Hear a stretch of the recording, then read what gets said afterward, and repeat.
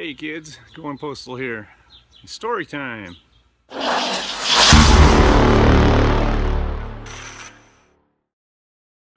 so this story comes from 1974, somewhere in there. I would have been 13, 14 years old. Grew up in a small town in Montana called Elliston.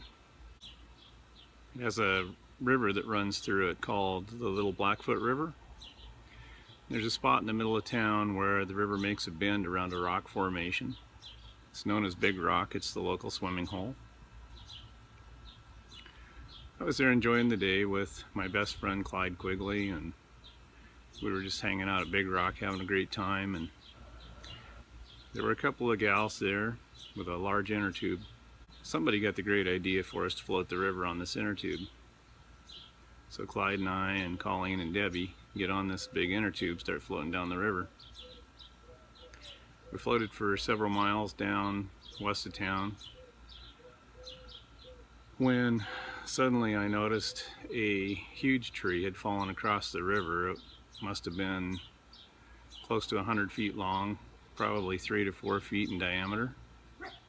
I could see this log was crossing the river all the way across, but the top of the log was dry, which meant the water was going underneath the log. So I put my feet down to the bottom of the river and I stopped the inner tube, at which time they all looked at me and said, "What the heck?" And I showed them. I said, "See this log over here? Looks like the water's all going underneath the log, and I think we should get out here. It's going to be dangerous. We could get sucked under."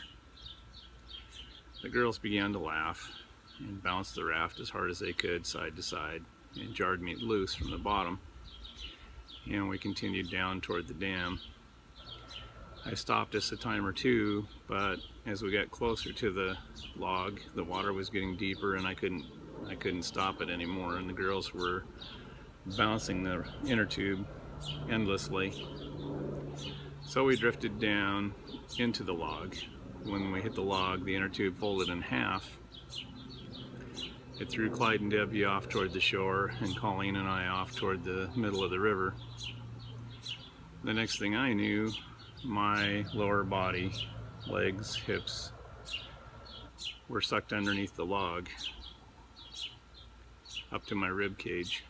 My rib cage was too thick to go through, and I was blocked there, laying on the bottom.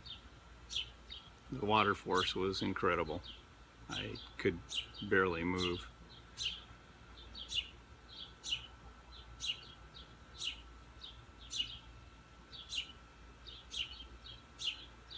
I struggled for something to push against on the bottom of the river. There was really nothing there. My legs didn't have much room to move.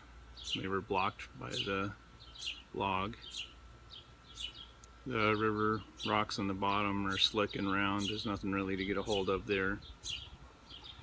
So I was pushing, kicking with my feet, pushing with my hands, taking my left arm and reaching up around the log, trying to get a hold to be able to pull myself up. I would move my body a foot or two, slip and be sucked back under the log again. I tried this about 3 or 4 times with that same result. On about the 5th time, I just gave it everything I had, and I was able to get just my mouth above the water long enough to grab a fresh breath of air. Got sucked down again. I'm getting cold, getting tired, out of air.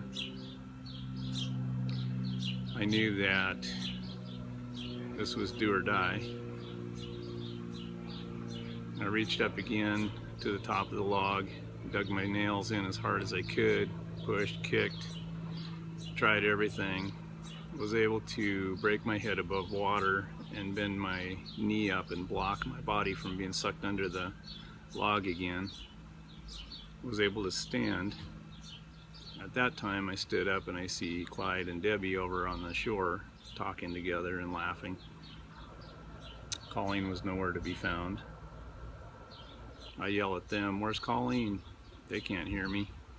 I yell again, "Where's Colleen?" They don't know.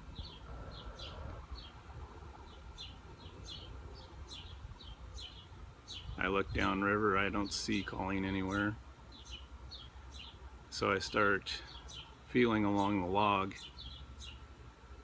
near where I had been,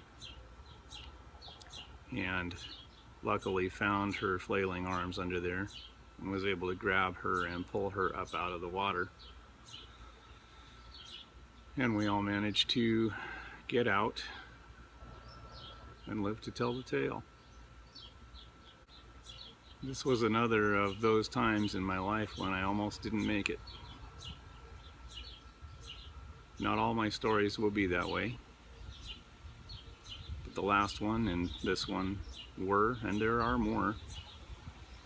It's been an interesting life. I enjoyed telling the story. I hope you enjoyed hearing it. Till next time, GoinPostal out.